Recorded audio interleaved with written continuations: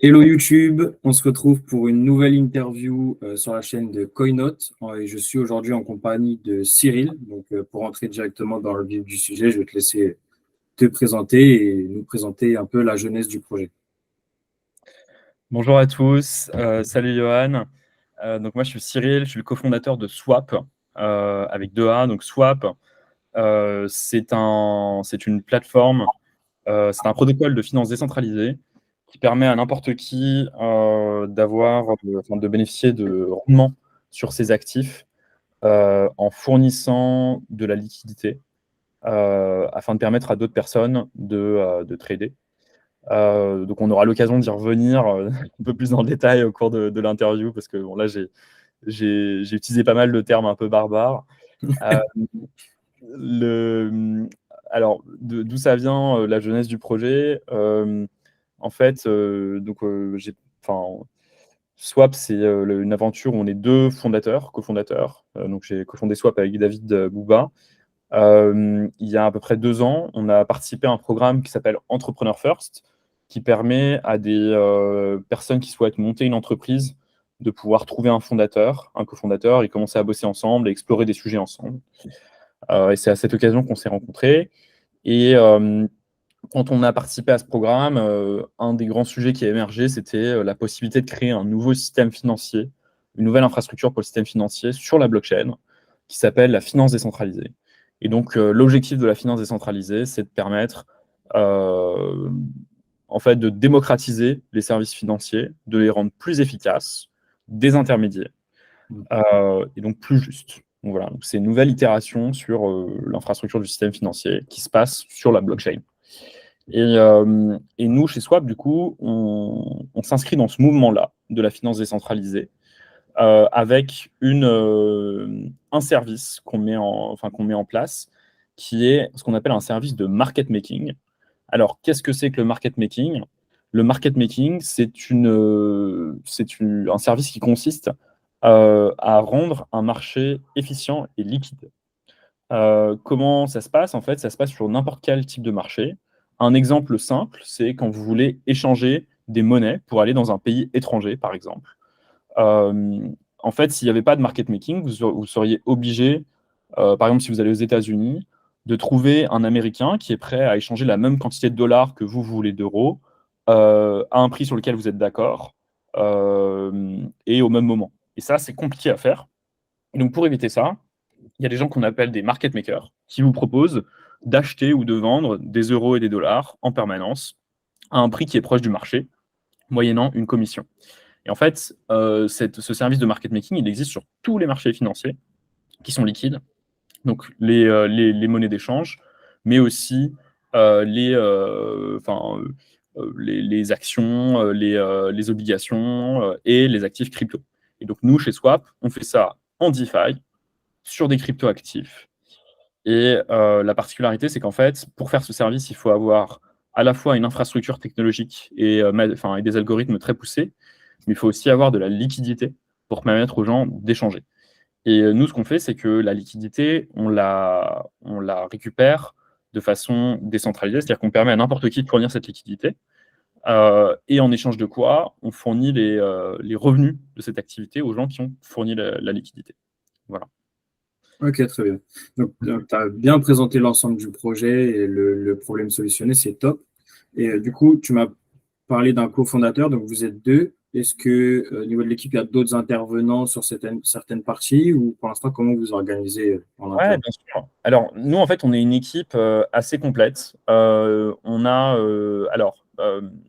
Déjà, on a un ADN recherche qui est très fort, parce qu'en fait, chez Swap, on a un partenariat avec un institut de recherche qui s'appelle l'Institut Louis Bachelier, qui est un institut d'économie et de mathématiques.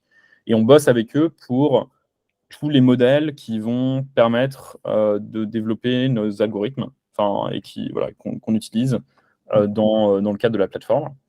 Ensuite, en interne, on a aussi des développeurs. Donc, à la fois sur la partie de l'application, sur la partie des smart contracts, parce que nous, en fait, notre plateforme, elle est opérée par des smart contracts, donc des contrats intelligents qui sont déployés sur la blockchain.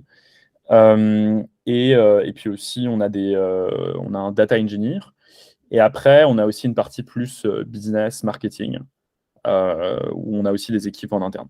Donc aujourd'hui, on est une équipe, on va dire, de à peu près une dizaine de personnes qui travaillent sur ces différents sujets. Ok. Et donc, on sait qu'il y a énormément d'applications décentralisées qui sortent quotidiennement. Donc, chaque semaine, on voit un peu de tout et n'importe quoi. Et moi, ma question, c'est par rapport à votre projet, vous avez une proposition de valeur qui est assez forte. Comment utiliser cette proposition de valeur pour se démarquer de la concurrence et faire ressortir sa DAP? Ouais, alors tu as raison, effectivement, c'est un sujet, c'est que en fait, en DeFi, la plupart des projets sont open source. Donc, tu peux copier et coller un code et sortir une nouvelle application. Donc, il y a eu beaucoup notamment pendant le bull run, on a vu beaucoup de forks qui étaient juste des forks très court-termistes. Je pense que la première chose qui se démarque, c'est bah, quand tu innoves, en fait, et que tu réponds vraiment à un problème, bah, les gens le remarquent et t'apportes quelque chose de plus, ça donne un avantage. L'autre chose, c'est que je pense que en crypto, tu vois quand même assez vite les gens qui restent sur le long terme versus ceux Ouais. voilà, qui font du low effort et qui n'arrivent pas enfin, voilà, qui sont là que pour du court terme. Euh, un autre élément, c'est que en fait, je pense aussi que les gens ils sont plus à l'aise avec l'original que la copie, parce qu'en fait, quand tu as un projet qui est fondé sur des bases, enfin qui a apporté l'innovation, il est beaucoup plus à même de comprendre les choix qu'il a fait et de réagir s'il y a un problème, de continuer à itérer sur son modèle. Enfin voilà, en fait, la confiance est primordiale et la confiance, tu la crées en arrivant à créer quelque chose qui se démarque sur le marché et qui répond à un nouveau problème. Donc ça, c'est pas quelque chose qui m'inquiète énormément. Et d'ailleurs, quand tu regardes en fait historiquement, euh, bah, tu vois des Uniswap forts qu'il y en a eu des milliers, mais pourtant c'est toujours Uniswap qui est le leader sur le marché. AV, c'est pareil. Donc finalement, il y a assez peu de. Enfin, la proposition de valeur quand même permet déjà pas mal de se démarquer. Même si évidemment il faut investir sur la communauté, bâtir une communauté autour de soi, de son projet, et c'est ça qui a beaucoup de valeur. Euh, donc voilà, donc ça fait partie des choses qu'on regarde, enfin qu'on regarde en parallèle évidemment de notre produit. Donc, Euh, en étant à l'origine de l'innovation, forcément, ça permet d'ancrer des bases solides sur le long terme. Ouais, complètement. Exactement. Et du coup, vous proposez quel actif pour l'instant sur Swap? Alors, sur Swap, aujourd'hui, on a 5 pools de liquidités sur deux réseaux, sur deux blockchains différentes. On est déployé à la fois sur Ethereum et sur Polygon. Euh, donc sur Ethereum, c'est plutôt les gros portefeuilles qui sont là-dessus. Et sur Polygon, bah, c'est accessible, comme le coût des transactions est plus faible, c'est accessible à n'importe qui. Sur Ethereum, on a une pool Ether USDC et USDC USDT. Et sur Polygon, on a ces deux pools-là, plus une pool Matic USDC.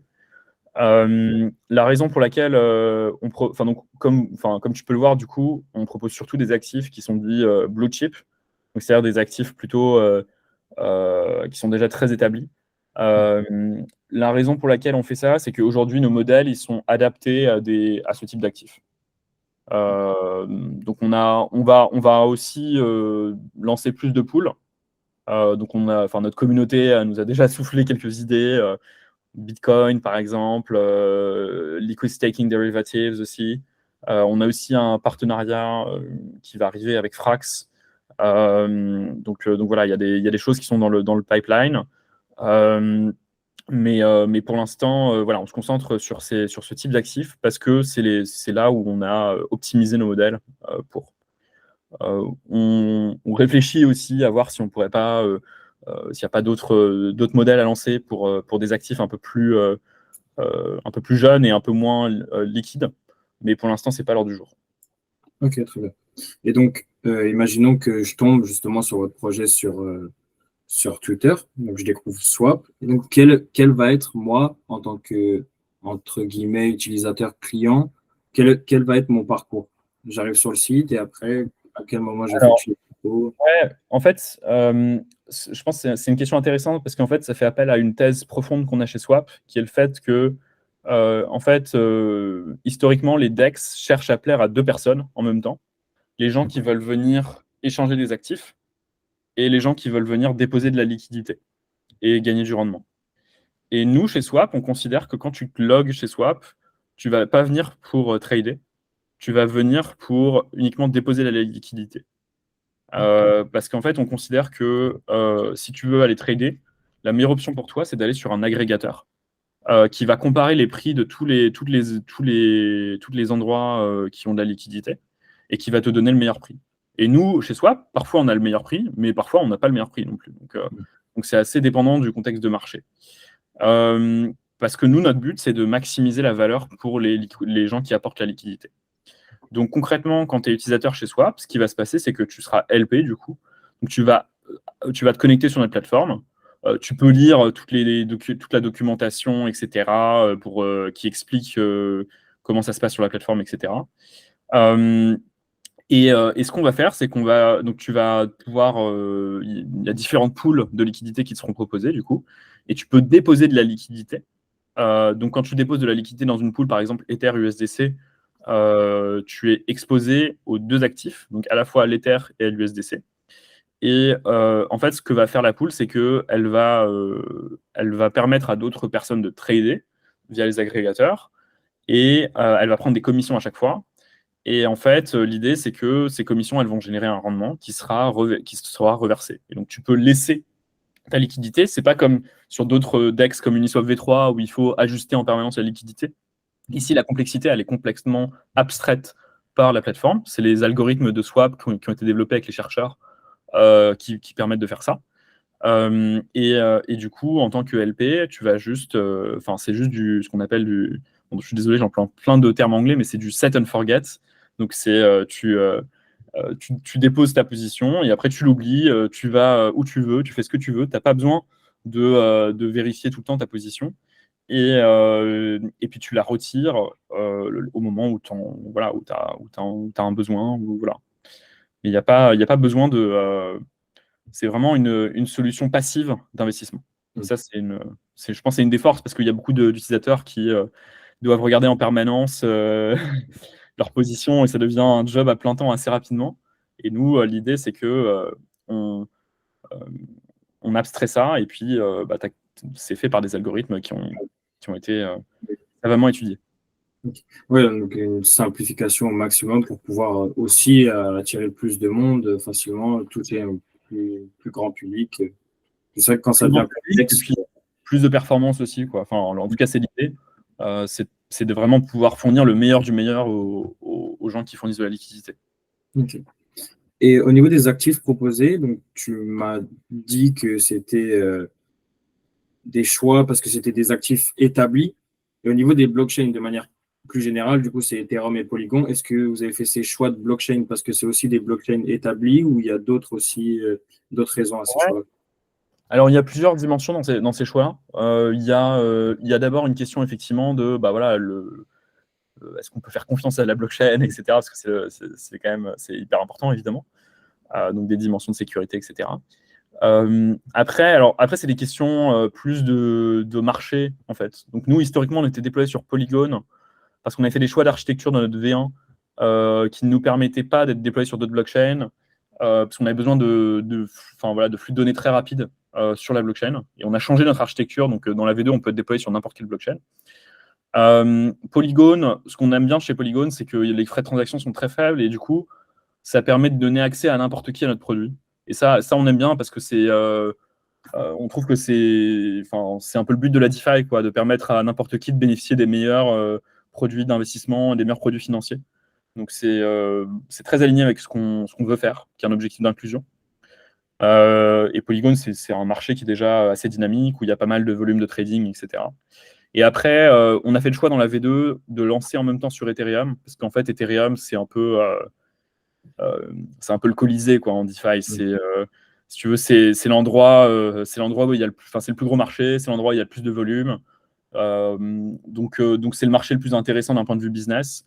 L'inconvénient, c'est que les frais de transaction sont élevés, donc du coup, c'est réservé aux gens qui ont des plus gros moyens, quoi. Donc c'est pour ça on aime bien avoir la dualité entre Ethereum et Polygon parce que ça nous permet d'adresser à la fois des gens qui ont peut-être des paniers plus faibles et puis d'aller aussi sur le plus gros marché aujourd'hui.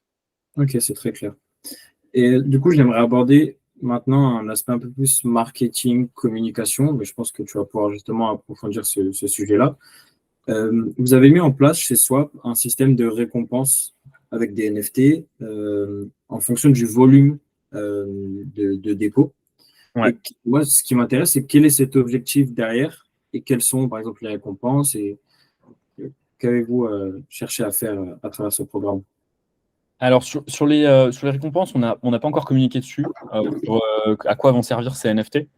Mais par exemple, on avait fait ça aussi dans la V1, et par exemple, les gens qui avaient les NFT de la V1 avaient pu avoir accès avoir pu être whitelistés pour la V2, avec du coup des émissions accrues de tokens pour eux. Enfin voilà. Donc voilà, historiquement, on donne des avantages pour nos NFT. On a aussi un NFT juste pour ceux qui déposent de la liquidité qui permet d'accéder à certaines pages privées de notre Discord. Donc voilà, il y a des choses qu'on fait là-dessus. Ensuite, peut-être en termes de... euh, alors, enfin, ouais, les objectifs pour nous, bah, c'est de permettre en fait de reconnaître les gens qui contribuent le plus au protocole. Et on peut contribuer au protocole de plusieurs manières. Mais évidemment, enfin, voilà, on a envie de savoir qui sont les gens qui utilisent le plus le protocole et qui nous font confiance dès le début. Et donc, on cherche à, voilà, à marquer le coup. Et l'idée, c'est que bah, on puisse après s'appuyer sur ça dans le futur, quoi. Donc, je peux pas en dire beaucoup plus parce qu'on on n'a pas encore communiqué dessus, mais l'idée, enfin, voilà, c'est les choses qui sont importantes pour nous euh, voilà, dans la stratégie de communauté, de construction de communauté. Ok, très bien. Super intéressant. Le processus est vraiment intéressant. Et vous avez des partenaires comme AAV, Paraswap, dans ce type de projet, du coup sur Swap plus particulièrement. Quelle est l'importance de ces partenariats pour le bon fonctionnement du projet? Alors, je pense que c'est hyper important, parce que, et d'ailleurs, c'est complètement en lien avec la philosophie de ce qu'est la finance décentralisée. En fait, ce qu'il faut comprendre, c'est que euh, ouais, la DeFi, c'est un ensemble d'interconnexions. Enfin, c'est la composabilité. Donc, le fait de pouvoir. Enfin, en fait, la DeFi, c'est comme un Lego, en fait. C'est un énorme Lego, et chaque projet, c'est une brique. Et en fait, en empilant les briques, tu peux faire des choses qui sont vraiment incroyables. Et, euh, Et c'est le gros avantage par rapport à la finance traditionnelle, en fait, où chaque entreprise est obligée de refaire chaque brique, en fait. Ou alors de devoir négocier les accords, etc., de payer des frais énormes, etc., pour pouvoir accéder aux briques des autres. Ce qui fait que ça diminue la capacité à innover et que ça diminue l'efficacité globale du système.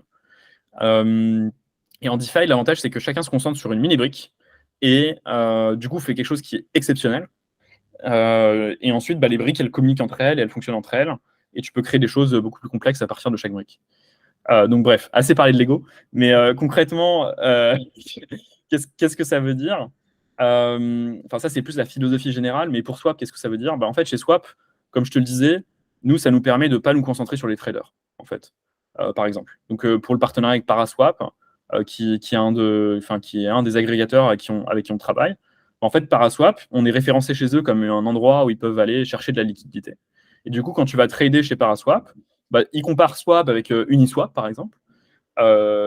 Et puis, si on a un meilleur prix qu'Uniswap, ce qui arrive assez souvent, pour être honnête, euh, ils, vont, euh, ils vont rediriger les trades vers chez nous. Et donc, du coup, nous, on n'a pas besoin d'essayer d'attirer les traders. Les traders, ils ont un meilleur produit parce que, en fait, ils sont sûrs d'avoir le meilleur prix tout le temps. Et nous, ça nous permet de faire un produit où on se concentre, on met toutes nos ressources pour optimiser le produit pour les gens qui fournissent de la liquidité, que ce soit au niveau de la sécurité, du marketing, des algorithmes pour les performances. Donc, c'est vraiment quelque chose qui finit par bénéficier à tout l'écosystème. Donc, je pense que c'est vraiment quelque chose de central et voilà, c'est important pour nous. Et justement, ça tombe bien, puisque tu viens tout juste de me parler de sécurité. Euh, Quelle est l'importance des audits, par exemple, pour un projet comme ça? J'imagine que bah, déjà, en tant qu'outil, vous avez... Elle est Ouais. primordiale. Enfin, c'est notre priorité numéro un. Enfin, tu vois, nous, voilà, notre première priorité, c'est de s'assurer qu'on on fait quelque chose qui est sécurisé pour les utilisateurs. Parce qu'on a bien conscience que bah, c'est les fonds des gens et on ne peut pas faire n'importe quoi avec ça. Et la DeFi, ça reste, malheureusement, je pense que c'est un problème qui n'est pas encore résolu à l'échelle de l'industrie, qui est la quantité de hacks. Et je pense qu'il n'y a pas encore je réutilise un anglicisme de silver bullet pour traiter ce problème. Donc c'est en attendant le meilleur, que tout le monde, que l'industrie trouve une solution qui soit optimale. La meilleure chose qu'on puisse faire, c'est adopter le plus possible de pratiques de sécurité qui permettent de la maximiser pour les utilisateurs. Donc concrètement, comment ça se passe? Nous, quand on crée un smart contract, on a des pratiques internes de tests qui vont nous permettre de vérifier la qualité du code. Ensuite, on va passer des audits de sécurité avec des différentes boîtes. Donc, les audits ne sont pas égaux entre eux, hein. Il y a des entreprises qui ont une bien meilleure réputation et historique que d'autres. Donc, nous, on bosse qu'avec les meilleurs. Donc, par exemple, pour la V2, on a été audité par Chain Security et QuantStamp, qui sont 2 entreprises leaders dans ce domaine. Ça nous coûte beaucoup d'argent, on y consacre énormément de moyens, mais on estime que c'est nécessaire pour faire en sorte que nos utilisateurs puissent se sentir en sécurité et soient en sécurité. Ce qu'on fait aussi, c'est que dans notre architecture, on a fait en sorte d'avoir une architecture qui soit la plus sécurisée possible. Donc en fait, ce qu'on fait, c'est qu'on utilise une infra qui existe déjà depuis 2 ans et qui a eu plus de 1,5 milliard de TVL, d'actifs dans cette infra, sans être hacké, qui s'appelle Balancer V2. Et en fait, sur cette infrastructure de Balancer V2, on a ajouté nos algorithmes qu'on run off-chain. Donc du coup, ça limite aussi la surface d'attaque, le fait d'avoir ce truc off-chain. Le problème d'avoir, bon là je rentre un peu dans la technique, mais le problème d'avoir des algorithmes qui sont off-chain, c'est que du coup, les utilisateurs ne peuvent pas vérifier le code de ces algorithmes. Et donc pour garder en fait, pour sécuriser cette partie off-chain, en fait, on a introduit des modules de vérification on-chain qui vont vérifier ce que fait le module off-chain, les éléments de pricing qui sont ressortis par le module off-chain. Et donc, du coup, on se retrouve avec une infrastructure qui est quand même très sécurisée parce que le gros des smart contracts qu'on utilise, c'est une infrastructure qui a 2 ans d'existence, qui a sécurisé 1,5 milliard de liquidités. Donc, ce n'est pas des nouveaux smart contracts, etc. Les modules qui sont spécifiques à Swap, c'est le module de pricing off-chain. Mais ça, c'est notre expertise, c'est ce qu'on travaille avec les chercheurs, etc. Et en plus, ce module, il est contrôlé par un module on-chain de contrôle, du coup. Donc, ce module de contrôle, on l'a fait auditer, comme je le disais, par QuantStamp et Chain Security. Mais ce module, en fait, il n'a pas de... a priori, il n'implique pas de nouvelles vulnérabilités pour les LP. Donc, c'est purement un module additionnel de contrôle. A priori, ce n'est pas un module qui introduit des vecteurs d'attaque. Donc, c'est un module qui juste permet d'ajouter une layer de sécurité et pas une layer de vulnérabilité. Donc, avec cette infrastructure-là, on est quand même déjà plus... alors après, je touche du bois, hein, ça ne veut pas dire qu'on ne se fera jamais hacker.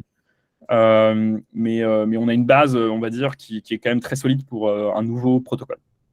Ok. Et c'est important de passer par 2 sociétés d'audit différents. Je ne connais pas trop sur le niveau des audits. C'est ce qui se fait couramment de passer par 2 sociétés. Ouais, ça peut être 2. C'est 2. Alors, encore une fois, dans les audits, ce qui est important, c'est le nombre et la qualité.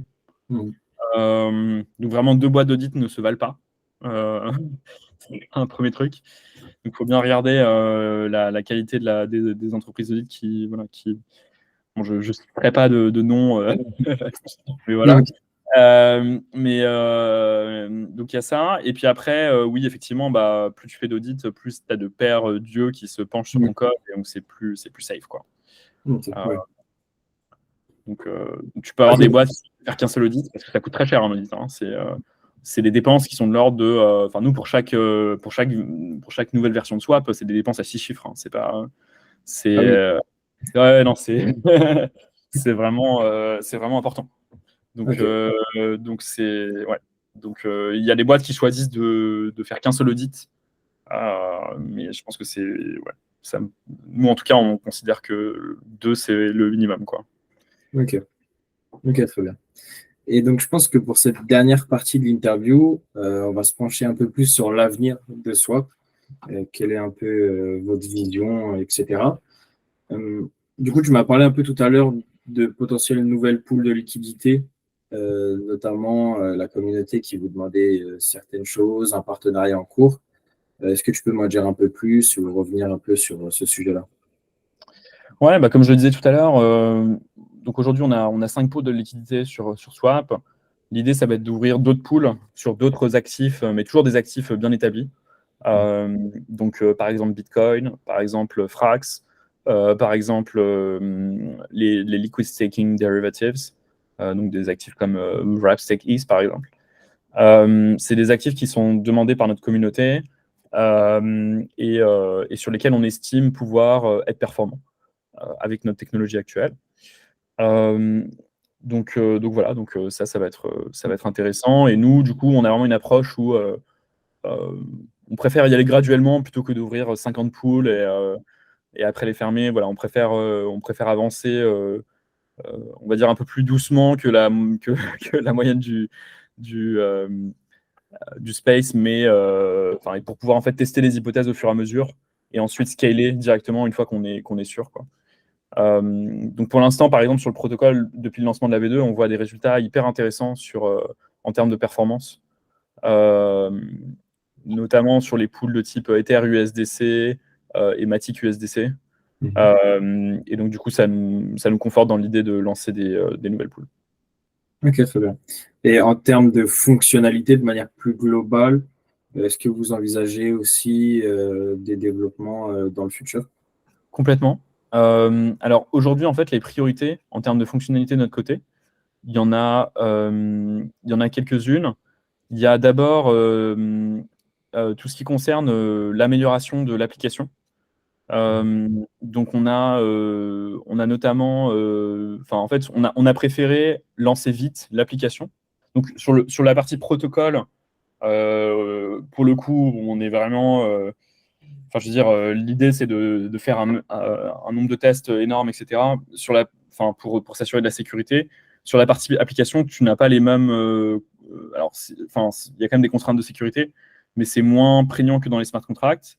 Et du coup, ce qu'on a préféré faire, c'est se concentrer sur juste un petit bout de l'application pour pouvoir livrer quelque chose le plus rapidement possible à nos utilisateurs sur SwapV2. Et là, on est en train de l'enrichir avec des fonctionnalités qui sont importantes, mais qu'on n'avait pas eu le temps du coup de développer avant le lancement de la V2, qu'on a préféré déprioriser. Donc notamment toute une partie autour des analytics du protocole, donc pouvoir voir ta position, combien tu as gagné, etc., quel est le rendement, voir les volumes sur le protocole, ce genre de choses. Ok, Donc, c'est la priorité. Et après, l'autre priorité, bah, c'est les intégrations. Donc, continuer à intégrer d'autres agrégateurs. Aujourd'hui, on a Paraswap et Odos. Et la priorité, du coup, c'est d'intégrer d'autres agrégateurs. ok, très bien. Et j'aimerais finir par deux questions qui sont plus globales, mais qui finalement sont très liées enfin surtout celle que je vais poser juste là, est très liée à la finance décentralisée. C'est selon toi, alors c'est ton avis vraiment personnel hein, et ta vision des choses, comment on facilite cette adoption du coup de la finance décentralisée qui peut paraître assez barbare ou complexe pour le grand public, ou du moins pour la majorité des gens, et comment on démocratise ces nouvelles technologies, selon toi? Alors, moi, j'ai un avis assez tranché là-dessus. Mhm, Je pense pas que ce soit un problème de c'est compliqué d'utiliser la DeFi ou voilà. mhm, En fait, pour moi, il y a trois bloqueurs principaux. Euh, il y a la régulation, la sécurité et la scalabilité des blockchains. Je vais m'expliquer tout de suite. Alors, en fait, un des gros problèmes aujourd'hui en DeFi, c'est que la DeFi n'est pas encore une alternative viable au système financier traditionnel à cause des trois problèmes que je viens d'énoncer. Euh, le premier, c'est que, en fait, il n'y a pas de cadre régulatoire autour de la DeFi aujourd'hui, c'est une technologie qui est trop récente, du coup, il n'y a pas de régulation qui est adaptée à cette technologie. Et il est important il va être important de fournir un cadre légal à cette activité qui va permettre aux institutionnels issus de la finance traditionnelle de participer à ce système. Évidemment, il faut que cette régulation, elle soit en alignement avec ce que permet cette technologie et les valeurs que permet cette technologie. Si c'est une régulation qui ôte à la DeFi tout ce qui fait sa spécificité et ses valeurs, ça n'a aucun sens. Donc voilà, mais c'est quand même un requirement. C'est comme nécessaire. Le deuxième élément, c'est la sécurité. Et ça, je pense que c'est valable pour les institutionnels et aussi les particuliers. Il y a trop de hacks encore en DeFi. La question de la custody, de garder tes assets sur ton wallet, etc., elle n'est pas résolue non plus. Donc c'est compliqué en fait de dire si tu perds ton mot de passe ou tu cliques sur un mauvais bouton, tu perds tous tes fonds. C'est pas possible, quoi. Donc pour moi, ça c'est une autre question qu'il faut résoudre avant de pouvoir accéder, avant de pouvoir prétendre remplacer le système financier. Et la troisième question, c'est la question de la scalabilité des blockchains. Alors, la scalabilité, en fait, ça permet d'avoir des transactions qui sont plus rapides et à moindre coût. Et en fait, c'est nécessaire pour pouvoir créer des produits financiers, des primitives financières qui sont plus efficaces qu'aujourd'hui. En fait, aujourd'hui, la plupart des primitives DeFi, elles sont inefficientes en termes de capital, de frais, par rapport à leurs équivalents en finance traditionnelle. Et un des trucs qui manque pour pouvoir les rendre efficientes, de mon point de vue, la principale chose qui manque, c'est d'avoir des blockchains plus scalables. En fait.